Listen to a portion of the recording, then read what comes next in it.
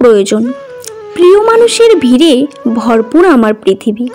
প্রিয়জন তো অনেক আছে, কিন্তু দিন শেষে প্রয়োজন ছাড়া আর কজন আমার স্মরণ করেছে। মোবাইল ফোনটা যখনই বেজে ওঠে, এই মনটা যেন এমনিতেই ভেবে নেয়, এই বুঝি কোনো প্রয়োজন আমায় সুরে সুরে ডাকছে। হয়তো একটু দেরিতে বুঝেছি, কিন্তু ভালোভাবেই বুঝে গেছি। এই পৃথিবীতে প্রয়োজন ছাড়া কেউ কথা বলে না।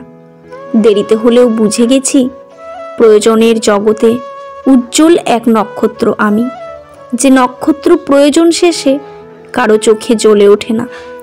সবার প্রয়োজনের মাঝে আমার প্রয়োজনগুলো যেন এক কল্পনার গল্প মাত্র। আমি যেন এক ইচ্ছে পাথর, যে পাথর সবার ইচ্ছে পূরণ করে দেয়, কিন্তু কেউ সেই পাথরকে একবারের জন্য বলে না তার কি ইচ্ছে।